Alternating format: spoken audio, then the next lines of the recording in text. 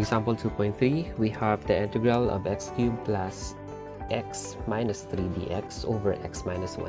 So if the numerator is higher in degree compared to the denominator, makikita natin dito, yung numerator natin is degree 3 and our denominator is degree 1.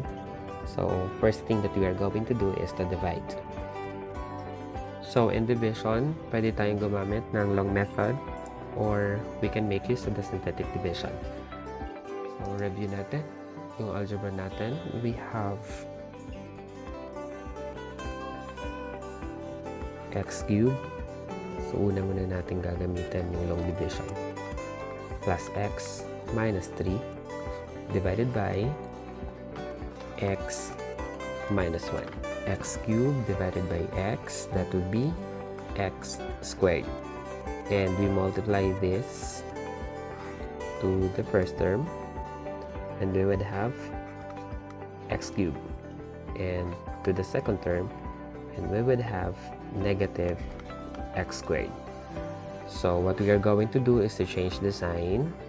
That would become negative and this would become positive and proceed to addition. So wala naman tayong degree 2 dito. Ibababa lang natin si x squared. And x squared divided by x, that would be x.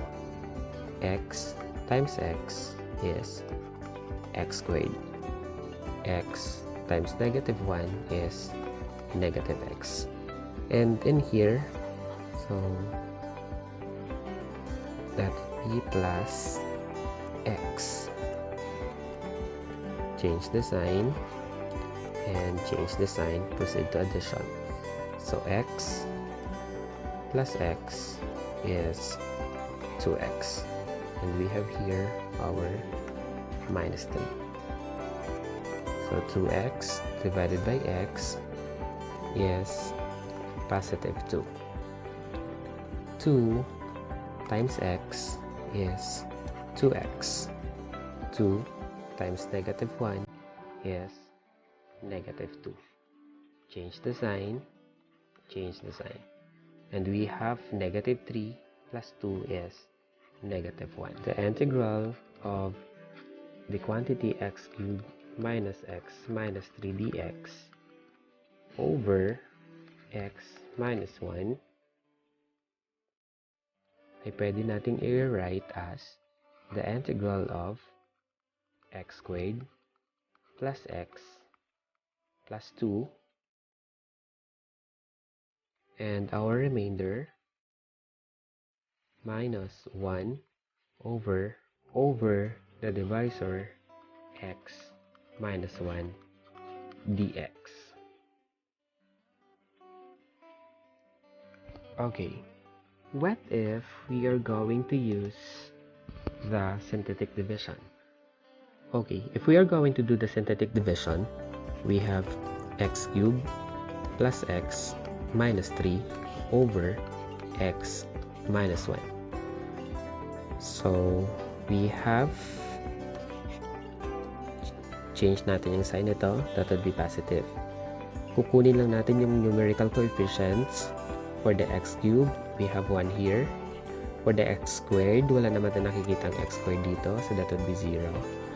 For x, we have positive 1. And for the constant, we have negative 3. So, bring down lang natin to, that would be 1. 1 times 1 is 1. 0 plus 1 is 1. 1 times 1 is 1. 1 plus 1 is 2. 1 times 2 is 2. Negative 3 plus 2 is negative 1. Now, first term divided by first term, so that will be x cubed divided by x is x squared. So for the first term, this would be x squared. Second term, x, and we have here the constant, meaning this negative 1 here is your remainder. So that would be minus 1 over the divisor x minus 1.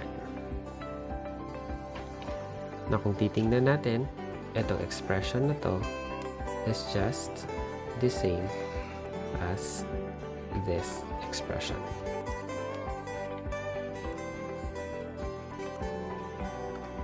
Okay, so tuloy natin yung integration natin kanina. We have the integral of x squared dx plus the integral of x dx plus 2 integral of dx minus the integral of dx over x minus 1. So for the first term, we have power formula n plus 1 over n plus 1. So your n is equal to 2. So this would be x cubed over 3. Second term, we have n is equal to 1. So that would be x n plus 1. So x squared over 2 plus 2. The integral of dx is x. And for the third term, we have here our v is x minus 1.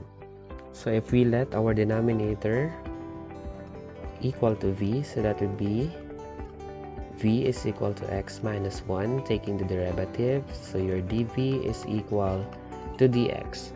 So meaning, yung derivative ng denominator natin is in the numerator.